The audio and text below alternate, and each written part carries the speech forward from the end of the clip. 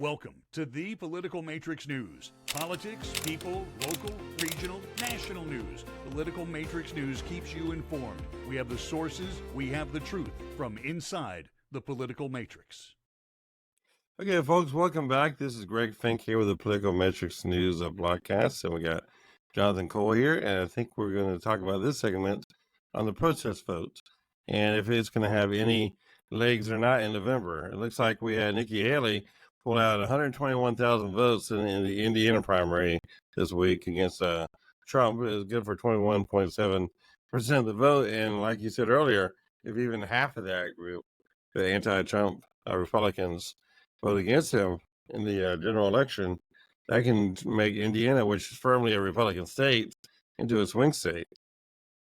I mean, it can do a lot of things. I mean, we also got the people in the Michigan area who didn't vote for Biden at all, and so you have a lot of the people on the Palestinian side of the aisle and the Muslim side of the aisle who are very angry with Biden for his stance with the Jews over the whole debacle in Israel and Hamas and everything, which is still to me ironic that they're supporting terrorists. But hey,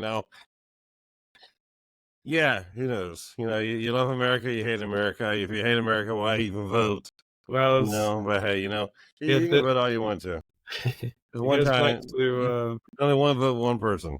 Yeah, it goes back to why we're a free country, because I remember my civics teacher bringing up the point that in the 70s and 80s, there was a communist party in this country, there was a socialist party in this country, and, they're running candidates, but their whole goal in life was to get rid of the Constitution and institute their form of government, but the freedoms guaranteed by the Constitution allowed them to do that. That's true. So that's what did to a certain degree. Yeah, you can't do with the Black Lives Matter and Antifa and the January Sixers and all the other rioters for the past several years who like to burn buildings down and bust out windows and kill people and everything at the riots, and that's not good. That's bad. You can't protest though. Protesting is great. Killing people, destroying property, not good. But the thing is Nikki Haley spent $0 advertising in Indiana. She's suspended her campaign. Was it 2 months ago, a month and a half? To get 21.7% of the vote, that's pretty. There's damning. There's something there. And Pennsylvania last week, it wasn't that high, but it's kind of like it's creeping up each week as these primaries play out. I think there's a court case of Trump keeps going out with hush money, which actually is really more or less money. I think I talked to in a podcast a couple of days ago, but it's not really hush money unless there's extortion going on there. So, and the extortion against Trump and him paying off the hush money to stop the extortion against him, which is never charged for, which is kind of funny. But his handling of the entire debacle with Stormy Daniels, I think, is really affecting the Midwest approach to how you handle things in life. I mean, they're not used to people paying off whores or prostitutes or people who are, doing that or the entire situation. I mean, they get two more too. What was the other? I mean, whether you agree with Trump or not, what he did, or whether you believe it or not, what he did, I mean, the entire situation is just very weird. Well, there's also the thought we talked about too is like it looks like it'll go back to next to the silent majority. But rank and file Republicans just say, "Hey, we've had enough. Give us our party back. You've hijacked it long enough." Yeah. I think the hijacking is in full effect right now as far as the Republican Party goes, as far as the whole idea of it being small government. In fact, Freedom Works today went out of business. Exactly. I mean, they couldn't even get their whole idea around the MAGA loophole that you have to support Trump automatically on everything. You are not allowed to have a free marketplace of ideas. You're not allowed to have your own thoughts, or your own feelings, or your own vision. you have to do everything exactly what they're saying because they're exactly right on everything they're doing. But they're not. Nobody is. No group is. The whole idea that you can't have your own individuality is wrong, period. And as wrong as I think that's what's leading the Democrats down the Democrats, the horrible road that they're going down with the letting minorities control their party as well. And the Republicans are going to do the same thing, let the minority part of the party control the party. And the whole idea is that these parties are here to represent the American people, all of us. I mean, and basically you have to take your lumps and everything else. I mean, nothing is going to be perfect in your life. It's not all rosy all the time. Sometimes you don't get your way. You work with the other team and negotiate. I mean, they're there to represent the American people and the taxpayers.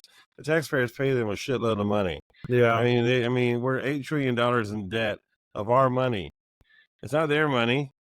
It's our money that they've squandered. Donald Trump has squandered, and Biden has squandered, and everybody else before them has squandered. We talked about this earlier today. I mean, it's not their money. It's not their toys, but they're making it all about them, and it's not about the people anymore. And it's got to get back to that. Well, I mean, think, what you said a minute ago about majority rules. I mean, I'm looking at the situation. Everybody doesn't get a trophy. So let's talk about the Freedom Caucus. It's a very small caucus within the Republican ultra-thin majority to start with. Used to be huge. Huh? It used to be huge. If people don't realize, the Freedom Caucus was a group that brought around the contract with America. That was Dick Armey, Tom DeLay, and those guys, and Newt Gingrich. John Kasich was a big leader in that. Yeah. And it was all about bringing about the new modern majority of the conservative movement. Hijacked by the Trump movement. Exactly. Just like everything else. But my thing is, when you're a small majority or minority of a razor thin majority, I get you have your ideology you would like to further, but you held this country hijacked because of your little thin minority. How is that governing? I mean, it's just obstruction. Let's face it, your ideas aren't that popular.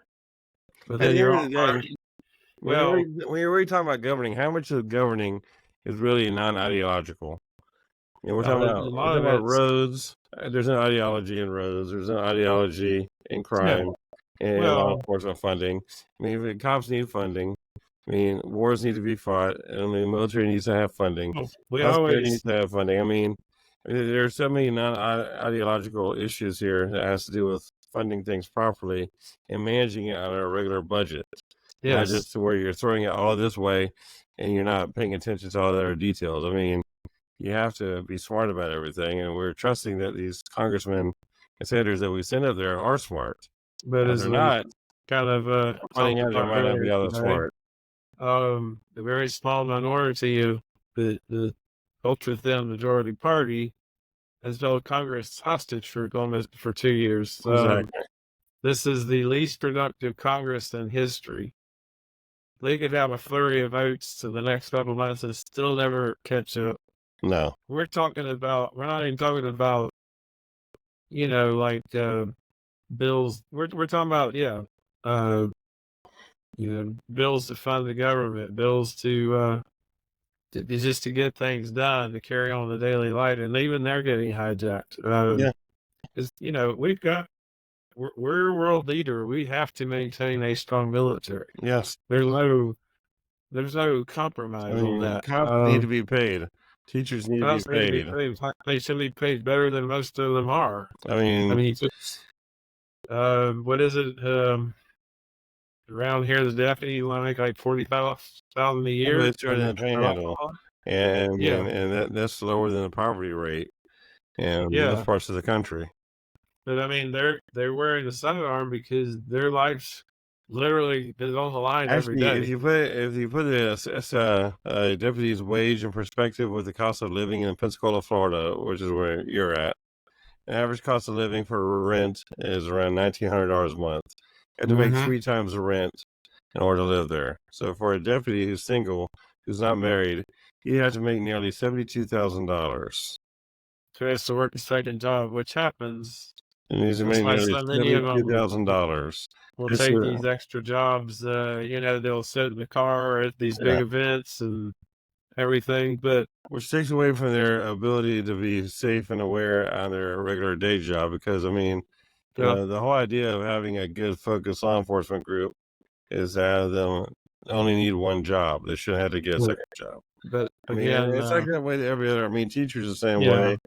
I mean, you look at the entire economy of just Florida alone and the Panhandle, and then you extrapolate that and take it nationwide.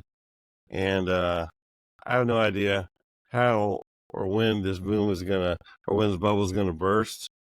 But it's gonna burst quick because there's no way that the wages, the way they are right now, are gonna be able to keep up with the cost of living or the rents or the mortgages that are going through the roof. That's already way surpassed. But to go back to the other, it's like in your movement like that, that's a fraction of a party, not even the entire party. How do you have the hubris to try to demand your will when you're such a small minority?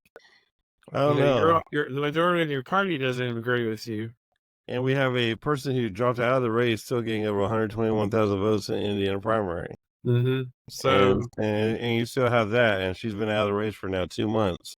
And people are still willing to vote for that over the dog and pony show that is leading the race right now. And so I mean, and believe me, I'm not a Trump hater. I'm not even a never Trumper. I think all his policies are good. I differ than Jonathan on this because I'm a Republican. However, I do think all the antics and all the showmanship and all the wonderful thumbing and tweeting that he did the entire damn time he was there took a lot away from the governing that could have happened. Yeah. And took a lot away from the leadership that did not happen. And basically, I mean, it put us in this position that we're at now where people are scrapping like crazy for everything. Yeah. And so it is not good. Mentioned showmanship, when you talk to about Kevin McCarthy calling Matt Gaetz the Hunter Biden of the Republican Party. Yes. He called Matt Gaetz a Hunter Biden. Again, McCarthy doesn't really like Matt Gaetz. And it's mutual. He's obviously backing his new Republican opponent. And there was another quote earlier today. I can't remember. It was a different story, but he came down pretty hard. And then in this story, Matt's responses to label Demix as DEI, which I still haven't seen any proof of. Actually, we haven't really seen anything of Demik, really. This is true, yeah. He's kind of a ghost figure, which was kind of like the guy 2 years ago that jumped in. Yeah, spent a lot of money. FedEx pilot. Yeah.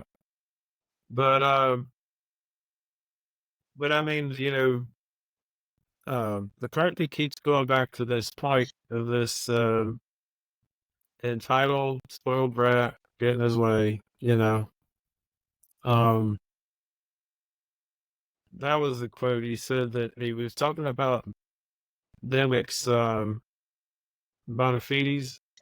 Right. But then he said he was, Naval Academy, veteran, doing all this stuff. At the same time, Gates was getting kicked out of high school, having coke parties, and buying sex with underage girls. He said that. So the stakes are ramping up with Gates and McCarthy's opposite candidate, because it looks like I think McCarthy would love to run in this race if he could. Yeah, I think Aaron Dimmick is using the same treasure that McCarthy has for one of his PACs. And so I mean, in that manner, they're very close together on the campaign. We'll see how much funding Aaron gets for the campaign and what all they do with the campaign. I know we have been actively involved in the last numerous congressional races throughout Northwest Florida. A lot of them I've been involved in the winning side and on the losing side both. And I've been involved with this campaign since around 96 or 98. But it'll be interesting to see how this year plays out. I do Well, yeah, know seeing that it's one of the weirdest races we had was whenever Joe Scarborough left, and we had a special election with like 13 of us, and I was working with Jeff Miller at the time with the College Republicans, and people did not think that we had a chance at all. But Jeff ended up getting over 50% of the votes in a 13-man race, I think. yeah, And we worked our butts off on that campaign.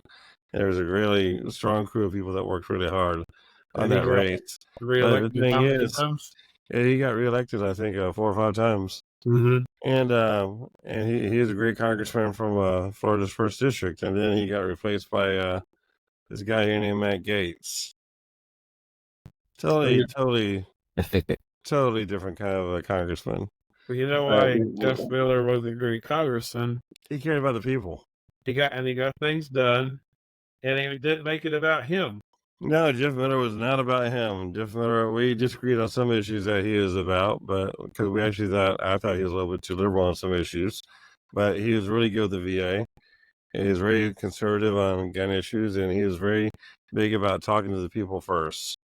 He had a great staff, and led by Dan McFall and everything at the time, and they understood that the people in Northwest Florida deserved the best representation they could get.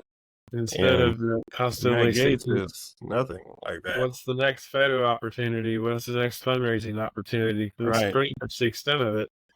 Yeah. And so, it's been very interesting to see how, these campaigns in Indiana, that says a lot if there's going to be a big percentage of that anti-Trump vote crosses over the same way in Pennsylvania.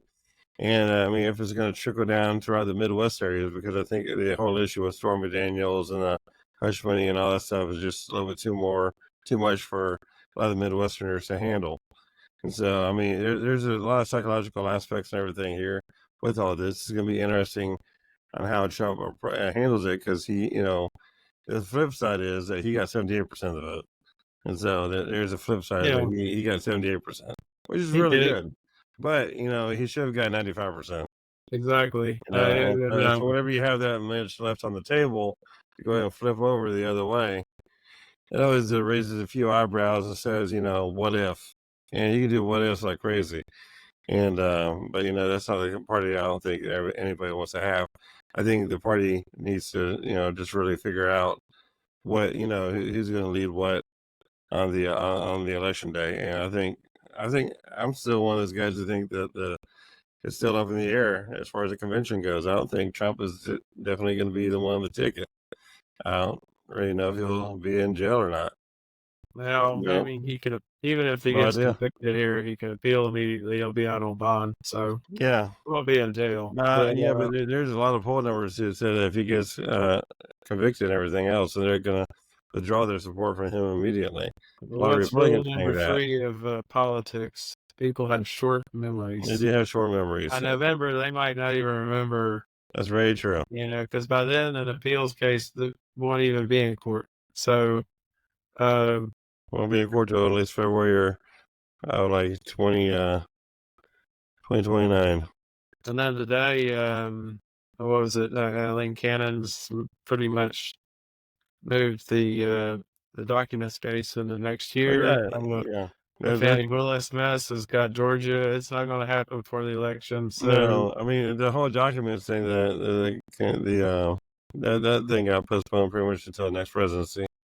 Oh yeah, well, a lot of that's because the Supreme Court has heard opening arguments, but has not about to tackle that issue of presidential immunity. They just don't want to touch it. I don't even know why presidential immunity is even an issue, really. Whatsoever. Every president should have total immunity. Well, if that's the case, then they're not susceptible to being impeached. So I'm kidding on that one. I know, but it's that's totally ridiculous. I think the exact opposite. There should be nobody gets total immunity. Well, history's always a telling factor, and there's only one other president who ever brought up immunity, and his name was Richard Nixon. Yeah. So, what's it say? It's a horrible way. It's going to be an extremely interesting next few. Was it 7 months till November? Oh God, that long? Yeah. I mean, yeah, we've got the conventions coming up. There's because they changed the dates, and for some reason the Democratic convention's so late. They're saying that Biden won't need to be on the ballot. Was it Alabama? And there's one other state I forgot, but it states he Yeah, wasn't going to win anyway. But it, Ohio. That's the other one. Ohio, Yeah. yeah, so, but I So mean, I the think protest votes the kept Democrat going. convention is going to be fun. I mean, we already got so many protesters scheduled to go there. It's Oh, I going to make know. the Chicago protesting of 68 look like a little candy cake walk. Well, I especially mean, because we don't have any Mayor Daley's anymore that exactly. I mean, travel by the horse. it is going to be a feel. I think I'm trying to make arrangements for us to be up there during the Democrat convention just to get on camera because I think that's going to be one camera show I do not want to miss You might get because ejected like John Chancellor did. I don't think we'll get ejected at all. I'm going to behave very well. I'll follow um, the rules. I'm not going to hurt any property at all. I don't think. yeah, well, Or I no, won't. that he wasn't either. He just got ejected because he had issues with what was going on the floor. Well, I mean, yeah, I mean, it's gonna be a very interesting show to see what happens with the Democratic convention. When does it start? September 24th I think so. Yeah, in I don't know why Chicago. it's so late. It used to be July was the party that wasn't in power. August was the party that was in power. Right. And And so, I now they keep mean, pushing it further back. so anybody out there that wants to join us up there, we'll be up there. But yeah, this election was just taken up with third party candidates and with the protest vote. I mean, 68 was the benchmark of like a bizarre election. This could be This the is gonna be next more bizarre. 1968. Neither one of you guys should win. Okay, that's just it. Let's just be there right now. Well, I think I don't like either one of them. but I think that's what I've been saying all along, and I'm saying it for both. I'm not saying it just for one, but party apparatus is broken that we can't choose qualified electable candidates. Under 80. Well, then that's a national problem too. But I'm just saying is like this is what we end up with, and It's a total mess. yeah, and it's what do you do? I mean, we and I express our opinions on here, but do you think either party leadership is listening to us? Well, I No. do think that the party leaderships and needs to start listening to people like us because I'm sure there's millions of people out there just like us who are sick and tired and frustrated with basically Well, the donor class controlling everything and not the working class. I agree. I'm all about fundraising. I think fundraising is awesome.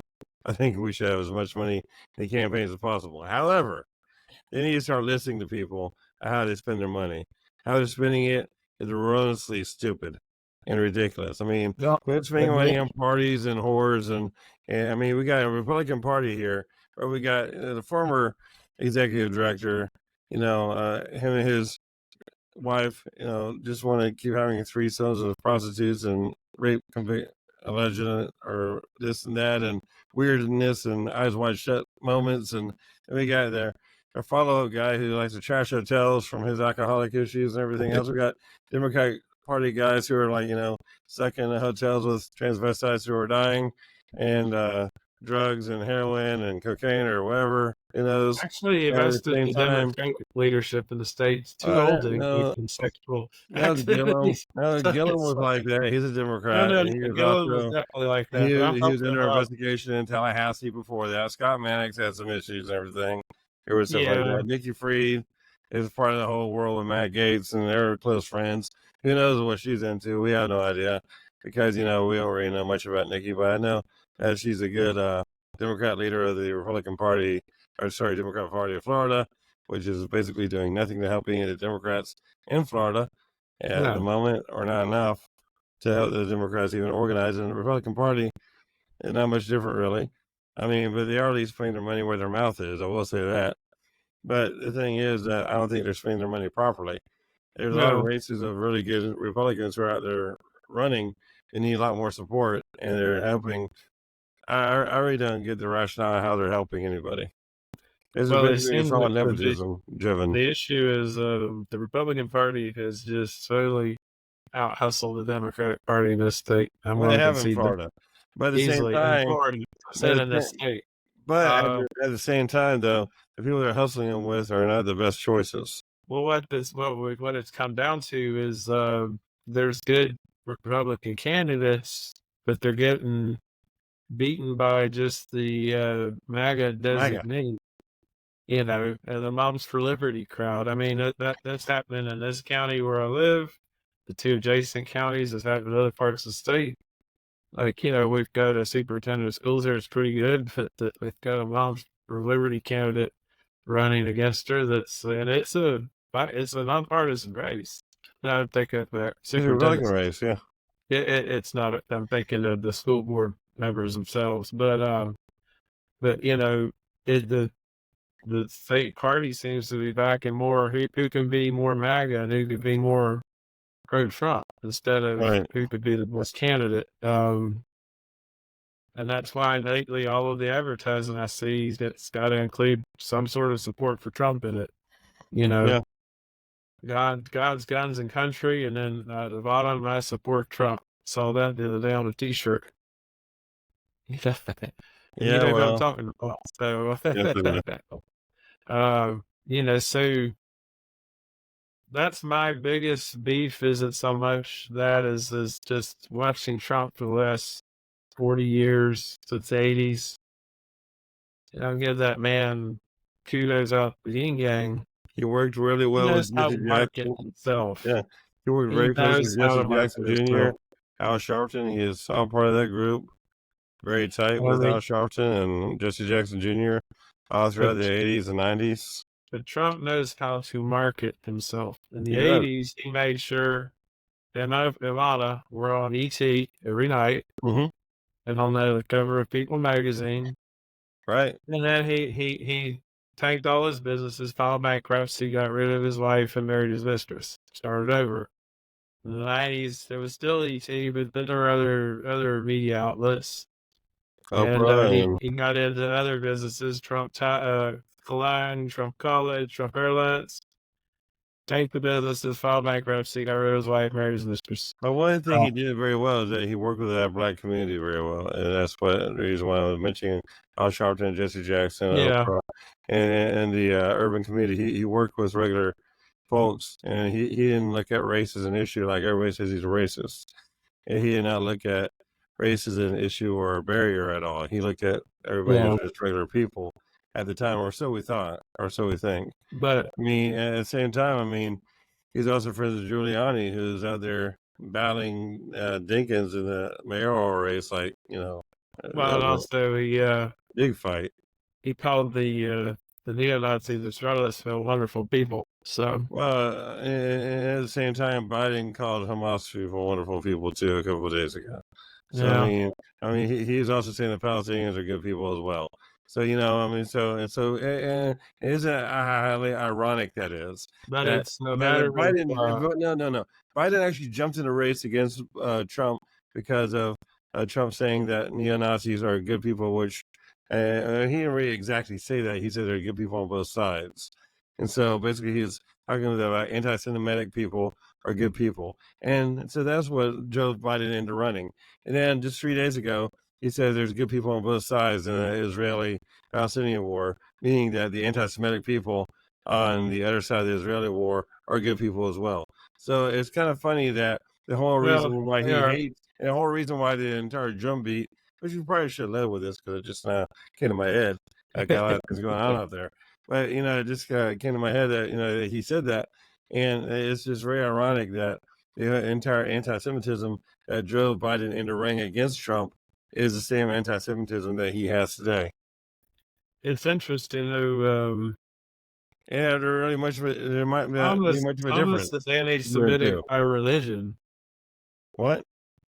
Thomas is anti-Semitic by religion. Exactly. Well, yes. Neo-Nazis are anti-Semitic by choice. That's their religion. They consider it a religion. Yeah.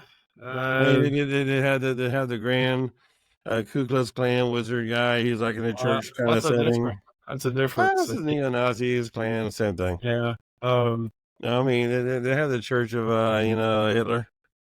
But go back to my original point is Trump has spent 40 years cultivating a cult of personality. Yes. He has And loyal Biden has spent followers 40 years stealing money from the government and basically stealing money and It's basically more critical. hijacking everything he can through his brother and his wife. He has loyal followers who will do anything he says, agree with anything he says. Yes, loyal followers in the private sector. Smarter than scientists, other They experts. all think that. Yes, they do. They all think that. And they buy his Bible. Obama thought he was smarter than doctors. W thought he was smarter than doctors. Biden thinks he's smarter than doctors. Trump thinks that he's smarter than God. You know, I mean, they all think they're. I mean, you got to realize all these guys who are elected are all narcissists anyway. Okay, they all think they got all the answers and that they are the smartest guy in the room. Trump's going to announce a perfected science. I mean, and you can't really, you're not going to run for office and not be a narcissist. No, it's like sports. You can't be a pitcher or a quarterback if you don't have arrogance. Exactly. You have to have a little bit of hubris and confidence and arrogance. It can be carried to extremes. And it can be. And in politics, there's nothing more extreme than politicians. Yeah. You're against Matt Gaetz or Marjorie Taylor Greene. But we also have a long history in the world of cult leaders who rule the world, because people blindly followed them. Yes.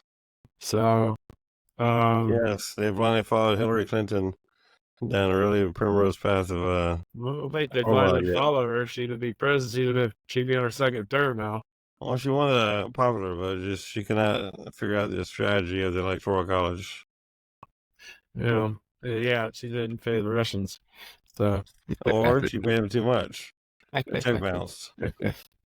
You never know. But okay, well, I think we're gonna wrap it up here. I think we're 30 minutes into the segment here, so we're probably just gonna wrap it up here real quick, and we'll be back here with a little bit more here later with the Political Matrix news. And thank you so much, Jonathan, for hanging out so long.